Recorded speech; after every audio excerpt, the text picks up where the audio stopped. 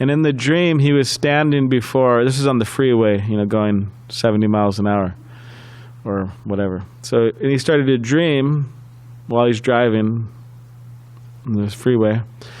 And in his dream, he was standing before a deity of Krishna, the Radha Govinda in New York. He was standing before the deity, and he was praying. And he was feeling, in the dream, he says he was feeling great peace and happiness and satisfaction. And then all of a sudden, they crash. And then, he gets out of the car. They're all okay, but luck, right? But then he gets out of the car and he stands there, and there's like those dividers that divide. So anyways, there's a divider there, and he's standing there, and he looks down, and there's a huge drop, huge cliff. And then he said out loud, "Krishna saved me." And then he thought to himself, "Why did I say that? Krishna saved me."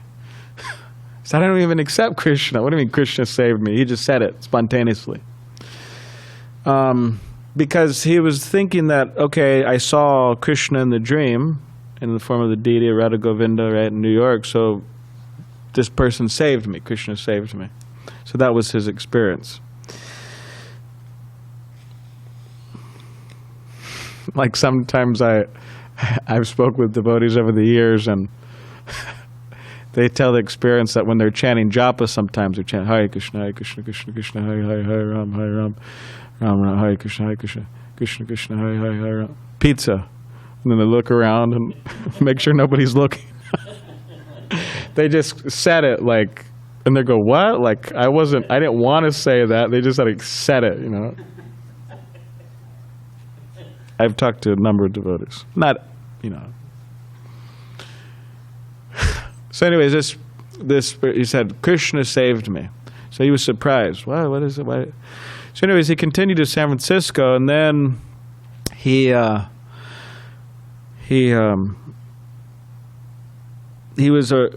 going to school to become he was going to make movies, and then he had all this recording equipment, like thousands and thousands of dollars of recording equipment. And it was all stolen. So then he was feeling very dejected. So somehow or other, someone invited him to the Berkeley Temple. So he visited the Berkeley Temple. And anyways, he associated with the devotees, and he joined the ashram as a brahmachari. But there's some more details to his story. But I don't think it's necessary to get into that right now. But he joined in the 80s, Berkeley. So it says here in this verse in the purport that Krishna, he's the super soul, and as the super soul, he's guiding everyone according to their desires. So once someone is a little sincere, Krishna will guide them to the association of devotees. And then coming to the association of devotees, they will experience, as this particular verse says, they'll experience this transcendental bliss. And they'll forget the tiny reflection of so-called material happiness derived from the senses. So they'll forget it.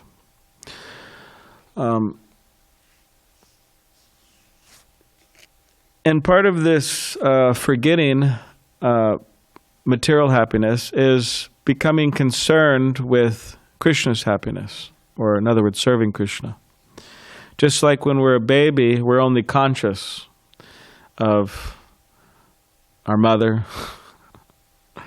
And even then, anyways, what's their understanding? I don't know. Who knows what's going on in their minds, but... And then we become a little older. Srila Prabhupada describes this, right? The nectar devotion.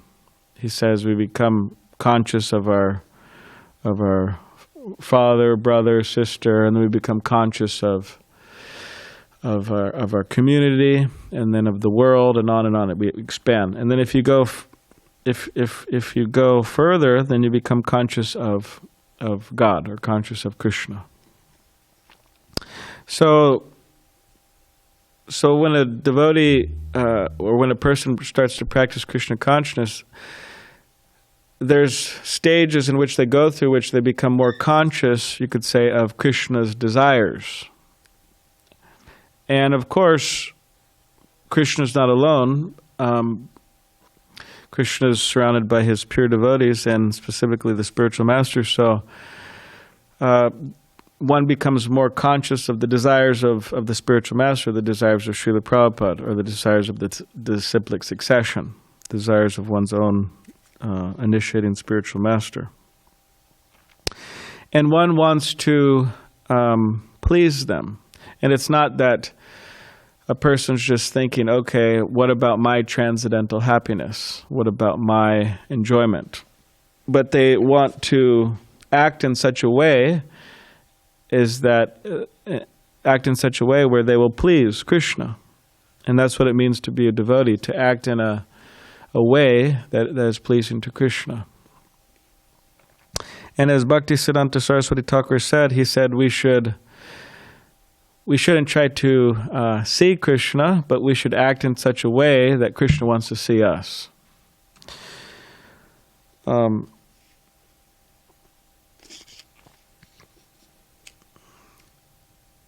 And that's what it means to reawaken this lost relationship with Krishna. It means to become concerned with serving Krishna for his pleasure.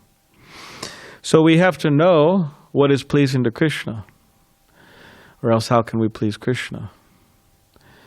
In Bengal, they're very attached to eating fish. A lot of people, West Bengal, India. I remember my friend, he became a devotee in West Bengal, in Kolkata, and everybody was shocked. And one of their concerns was, how did you do this? How did you give up fish? They were just shocked. Sometimes they're so attached to fish, they become devotees, but there's a couple, and they weren't doing it out of any maliciousness, they weren't doing it out of any, offensiveness, they were just... it was just their conception, which they were corrected for. But they're so attached to fish, and they tried to offer fish to Krishna, and then their congregational leader came and said, "Hey, you can't do that. Krishna doesn't want that." So attached. So there may be so many things that we think are pleasing to Krishna under ignorance, but they're not. Just like when Giraj Das Brahmachari, he was in India, and he met this man, and this man was saying how much of a follower of Krishna he was. So he pulled out this silver box, this fancy ornate silver box, and he had dried tulsi in it. And he said, I'm such a follower of Krishna that whenever I drink my tea, my caffeinated tea, whenever I drink my tea, I take tulsi and I put it in there. So I'm really devotional. Now those who know about tulsi, means our neck beads are made out of tulsi plant we have a tulsi house here. Those who know about tulsi, they know that she doesn't want to go in tea. And they know that she wants to be offered to Krishna. Tulsi wants to be offered to Krishna. The leaves are meant to be offered to Krishna, not to oneself. So anyways, there may be so many conceptions. And then you could say, passing all that, okay, we get an understanding what pleases Krishna, right? Okay, this doesn't please. So then we start going in the positive realm. Okay, what pleases Krishna? Okay, Shravanam, Kirtanam, Vishnu, Smaranam, Padasevanam. So there's 9 processes of devotional service: to hear about Krishna, to chant about Krishna, to remember Krishna, to serve Krishna's devotees. This is a very important principle. So we start getting positive. We start understanding how we should what pleases Krishna. But in other words, our conception becomes more refined from gross to more fine, or it's a refining process.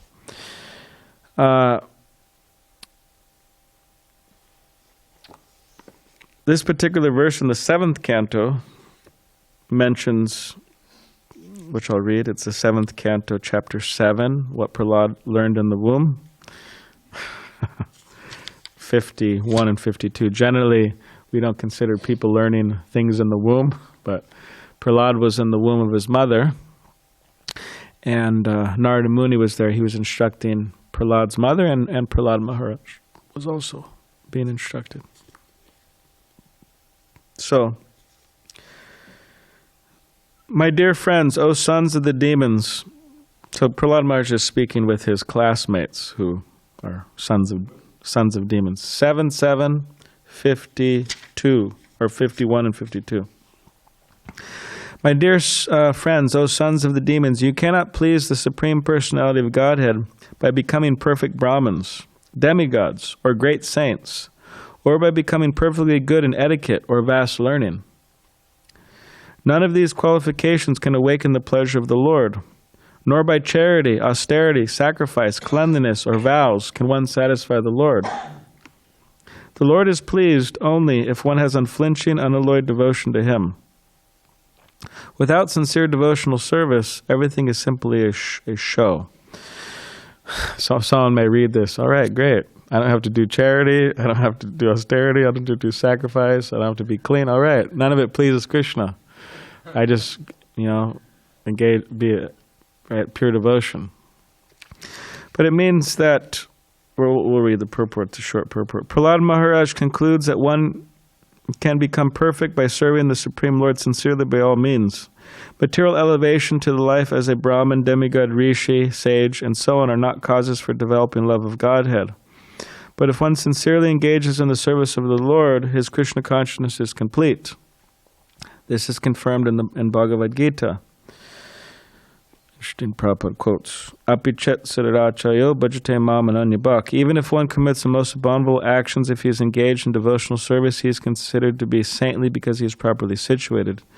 To develop unalloyed love for Krishna is the perfection of life. Other processes may be helpful, but if one does not develop his love for Krishna, these other processes are simply a waste of time. Dharma swanustita pumsan vishvaksena kata suyat. Dotpadi shamevihi kevalam.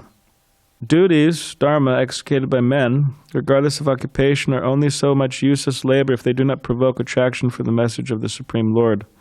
The test of perfection is one's unalloyed devotion to the Lord. So things need to be done with devotion. It's not that, because the tendency of the material mind is say, okay, well, if I just get here, and if I just get to this particular point in my life, then I'll be happy. But it doesn't work like that. Like, for example, you say, okay, I go to, if I just graduate college, I'll be happy. And then if I just get a good job, okay, I'll be happy. If I just get married, right, and I'll be happy. Or if I just get this particular house or whatever. There's always kind of like these landmarks, if you want to call them that. Or what's a better word? Huh? Milestones. Yeah, milestones, right? You think, oh, I'll be happy. But the thing is, people achieve those things, and then they don't get happiness. Well, what happened? Where's the happiness? Like, there was one expert, and my spiritual master quoted in a talk, so that's where I heard it. But there's one expert in marriage, and the expert said that one should not get married to become happy. Oh, really? One should not get married to become happy. Says one should become married. I mean, not everybody needs to get married. I mean, those who, because stay brahmacharis or sannyasis or, go for it. But those who have that inclination and need to, then okay. But one should get married so that they're properly situated means within their life. In other words, it could be a platform in which they could be properly situated, or you could say more in a natural situation, and then from that natural situation, they could be happy by practicing Krishna consciousness. So, in other words, like I've seen brahmacharis over the years, and they were angry, frustrated, mean brahmacharis, more or less, brahmacharis, and then they moved and they got married, and they seemed to be better situated. So, but that's not the main point of what I'm bringing up here. But one may think, oh, if I get first initiation, okay, then that's all. Or if I get second initiation, or if I become the temple president, or if I become the head pujari, or if I distribute a certain number of books, or if I'm learn a certain number of shlokas. Now, all of those things are fine and good. One should get first initiation. One should get second. One should be the temple president. One should do all these things. But those things have to be done with devotion, or else one will feel empty. They have to be done with devotion. So in other words, the satisfaction has to be not in hitting a milestone or getting in a particular position or whatever, but it has to be sought out by engaging in the pure devotional service of Krishna. And that's what the Bhagavatam says will satisfy us, right? Savai pungsa param dharmo yato bhakti hoksujaya hoitikiya pratiyata yatma supersediti. That devotion that is unmotivated means there's no material motivation, and uninterrupted, Narantara, right? Or like our Narantara Prabhu, who visits here. Uninterrupted and unmotivated, that can completely satisfy the self, means that could satisfy us. Not. Now, it doesn't mean that these things shouldn't be done. Like, for example, cleanliness, austerity, sacrifice, vows. But it should be done with devotion, with the right understanding. Just like in Chaitanya Mahaprabhu's pastimes, Chaitanya Mahaprabhu started the Sankirtan movement in the house of Srivas Thakur, or Srivas Pandit in Navadvip, right? They're having these nocturnal kirtan, these nightly kirtans. And only those who were on the topmost platform of pure devotion could enter that room. So it's Chaitanya Mahaprabhu and Srivas and Advaita Acharya and so many pure devotees of Krishna, and they were chanting and dancing, but sometimes people would try to sneak in. And not only would they try, they would. It happened a couple of times. But one particular time there was this brahmachari, and he was very pure. It said he was sinless. He was a pure person. It wasn't like he was some guy and off. He's only living on milk. Yeah, it's not like he was some guy in Pacific Beach, some loafer or something or whatever. But he was like a real pure person, only living on milk. Right, that was one of the characteristics. Controlling the senses. Of course, the vegans wouldn't like that, right? Only living on milk. But anyways.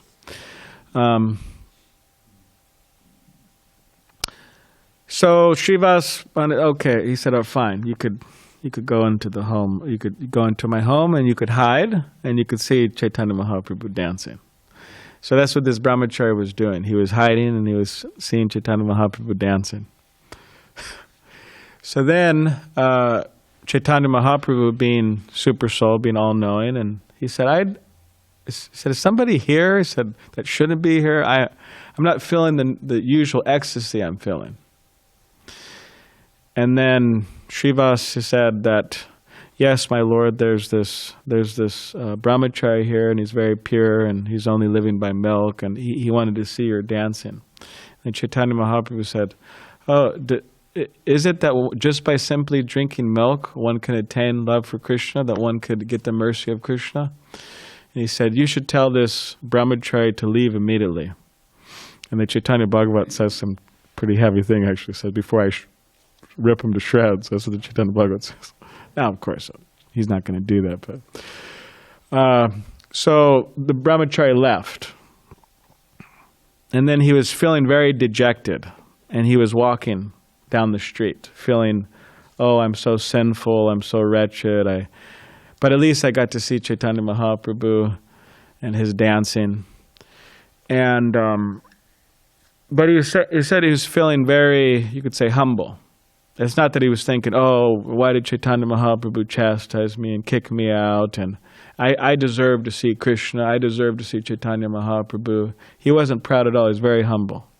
So it says that Chaitanya Bhagavatam said that Chaitanya Mahaprabhu, knowing this as the super soul, he told the devotees, call him back. So he was called back.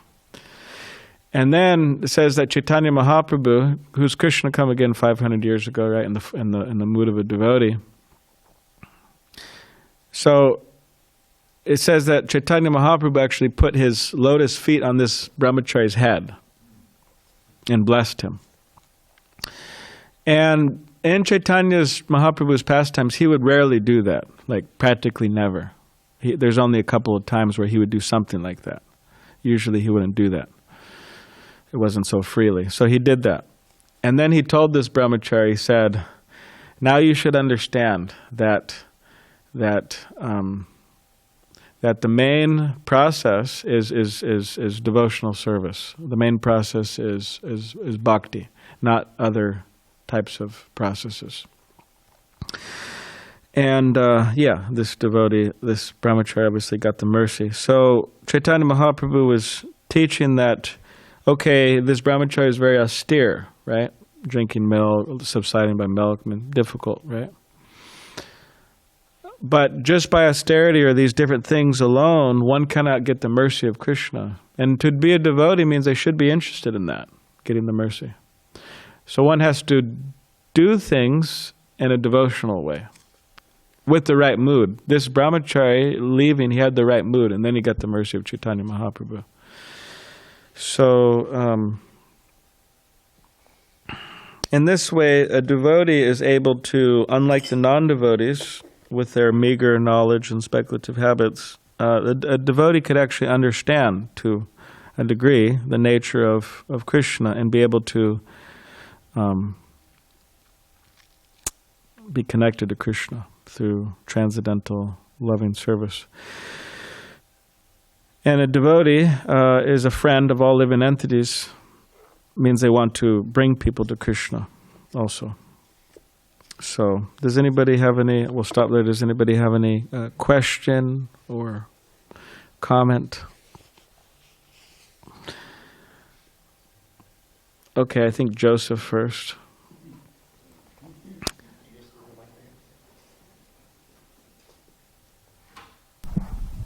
And then Madhavapuri, yes. Okay, in reference to our diet, I used to love fishing, eating the fish, and now I don't eat the fish, and I'm not catching the fish, but I have 2 fishing rods. Is that is that Bhakti Yoga? I'm being kind of silly, too. Okay. All right. I'm not giving up my fishing rods. I'll comment on that. Make him into redundant.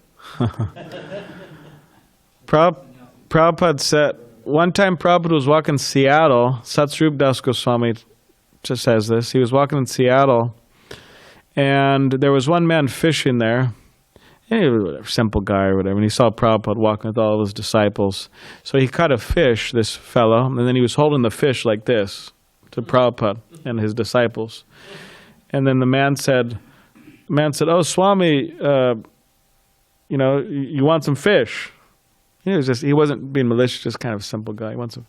And then Prabhupada said, oh, no, that's okay, you enjoy. And then Prabhupada kept on walking with his disciples. And then he told his disciples, and suffer. So, of course, it seems like a small thing, catching fish. They're kind of small and whatever. It's just, it's a hobby. It's a big thing, for fish. It's a hobby, this and that. But the law of karma is that any pain that's caused to any living entity, they have to experience some pain in relation to that. So therefore, we just say, okay, we just better give it up. Now, in terms of the fishing rod, right? Fishing pole. Narada Muni, he had a disciple named Mrigari, right? Huh? Mrigari, okay. It's a common mispronounced one, probably. So this hunter, he would half-kill animals. So Narada Muni saw all these half-killed animals everywhere in the forest, and he goes, what's going on? And then he sees this hunter, and he tells the hunter that you what are you doing? That you're going to have to suffer for this later, and you shouldn't do this. And the hunter said, well, this is my business. My father taught me, and this is how I maintain myself and my family. And the Narada Muni said, don't worry. You just chant Hare Krishna. You just engage in the service of Krishna, and Krishna will maintain you. And then he said, you should break your bow. So he broke his bow. And then later, Narada Muni, he came, and this person was so nonviolent, he became so nonviolent that when Narada Muni was approaching, he was, making sure he wasn't stepping on the ants before he offered obeisances to Narada Muni. So, yeah, if you want to have some fun. Okay, yes. Hare Krishna.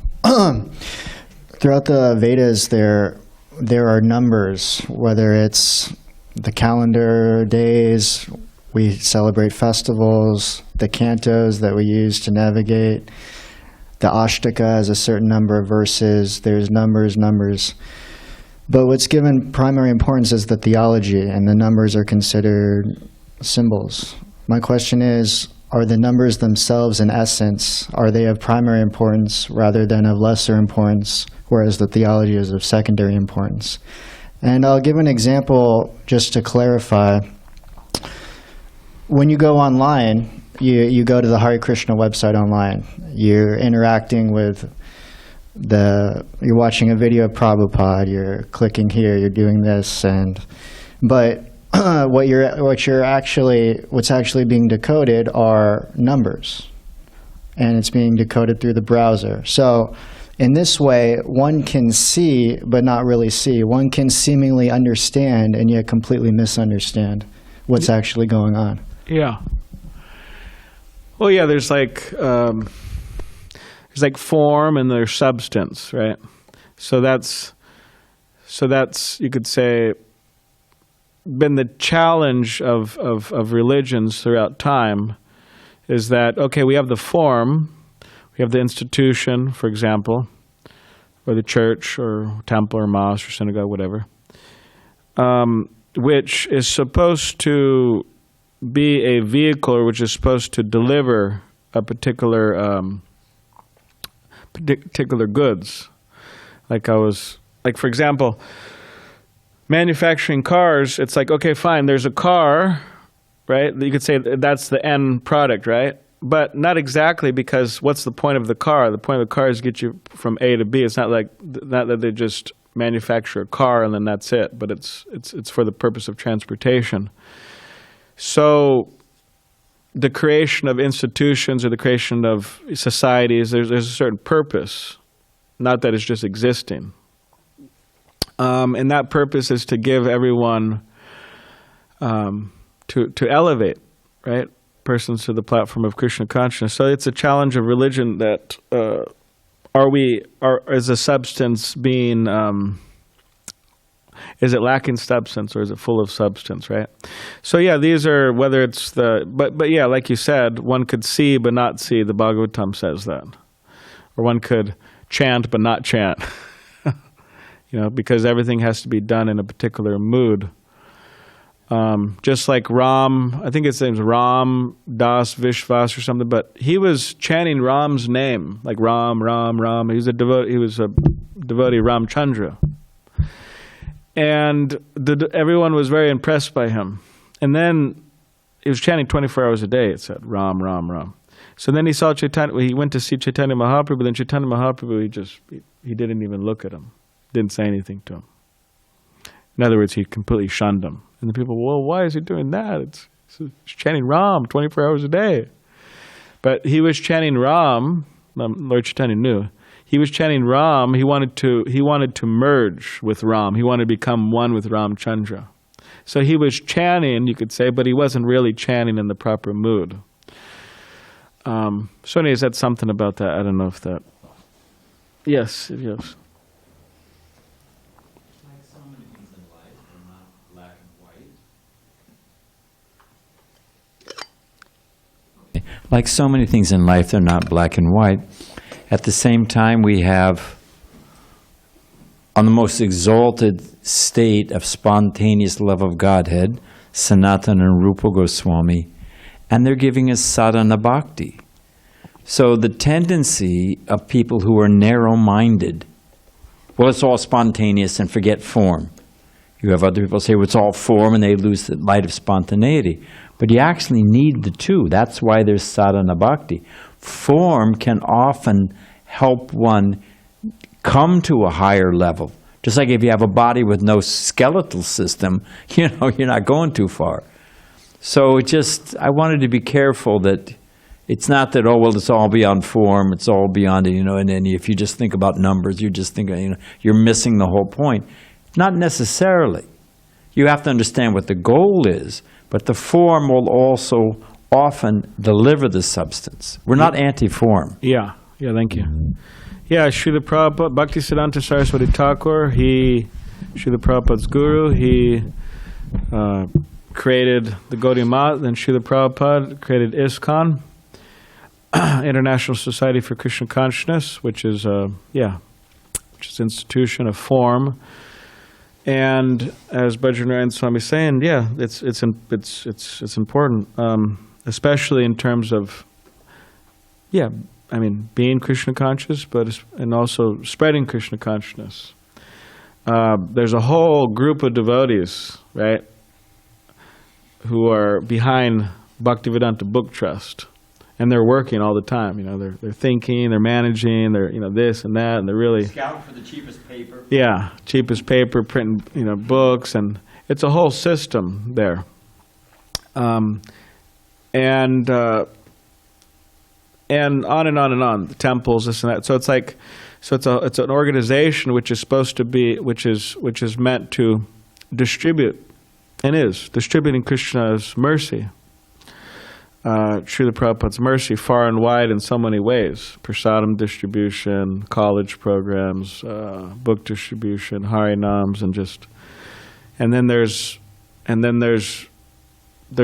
which comprises of many devotees, to put the books out and to manage the properties and the buildings and the issues.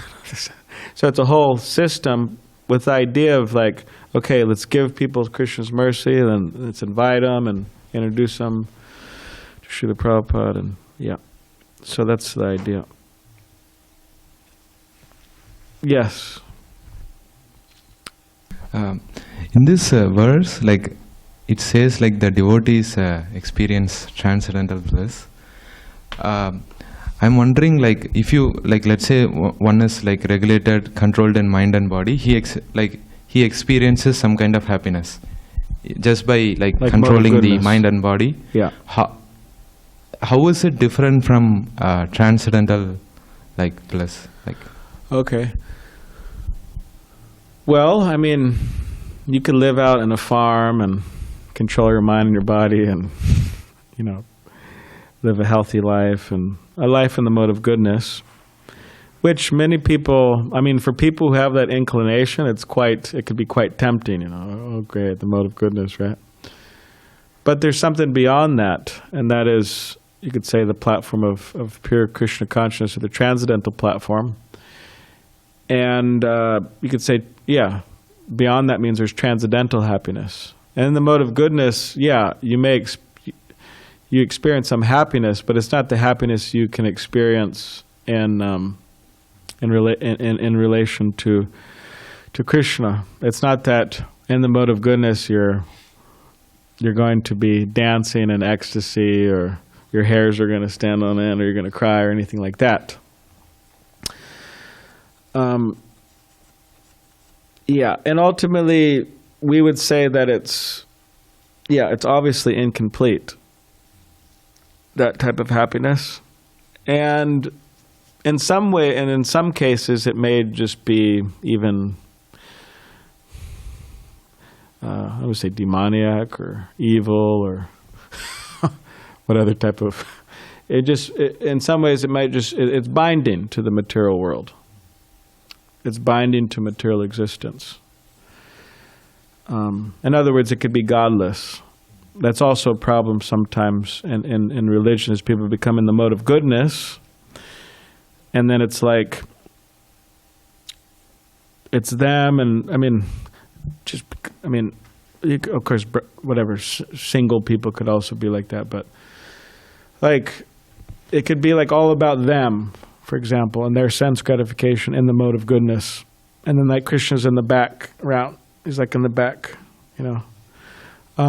Like someone that says sometimes they make these Bollywood movies. There's Hollywood, there's Bollywood.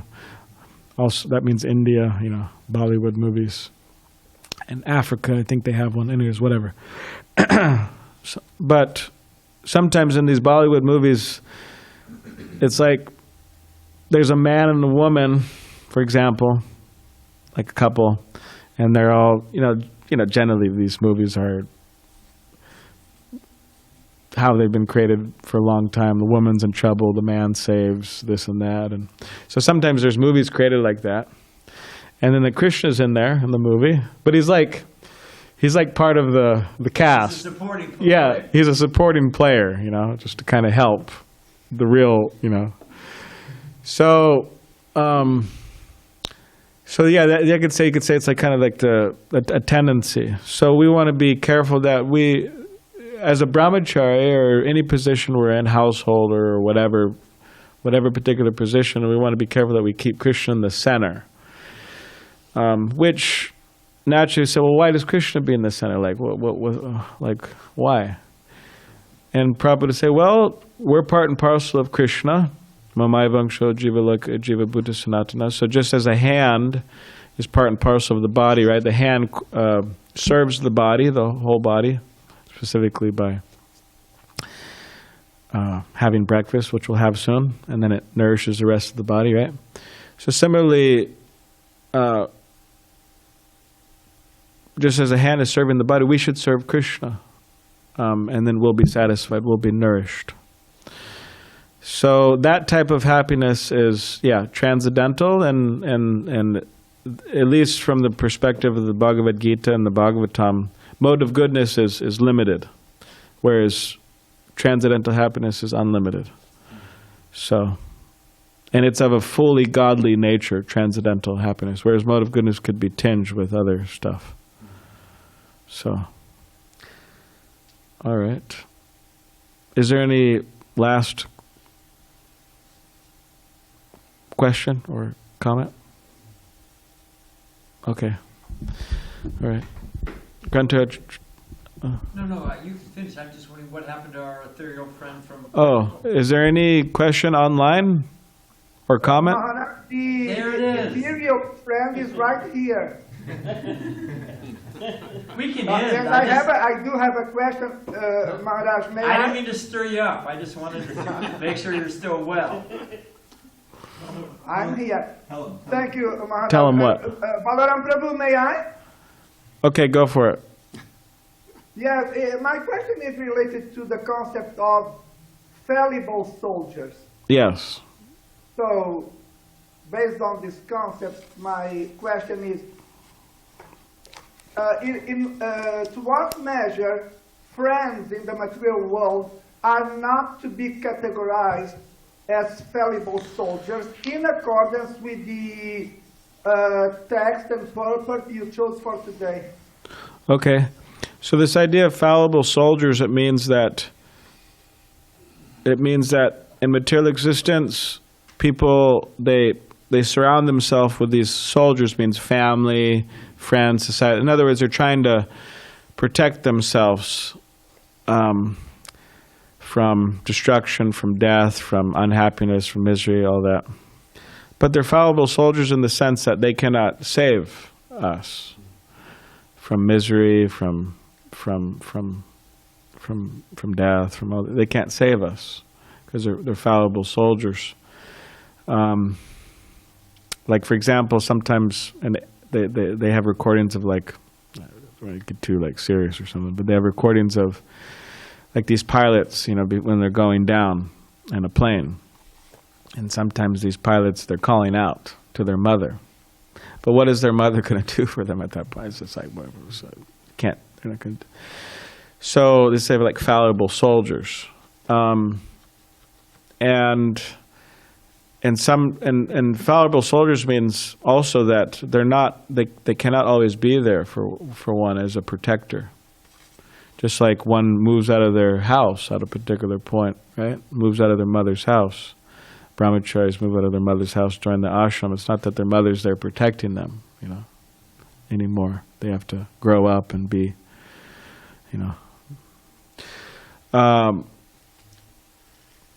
So in other words, sometimes these fallible soldiers, they move on. Just like just recently, there's a friend of a family, and I went to her name's Marie. Her name Marie, and then I went to her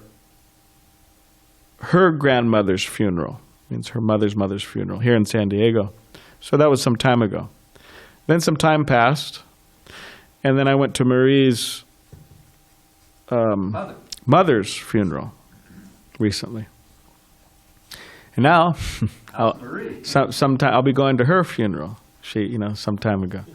So it's like, 3 generations. And, I know their daughter.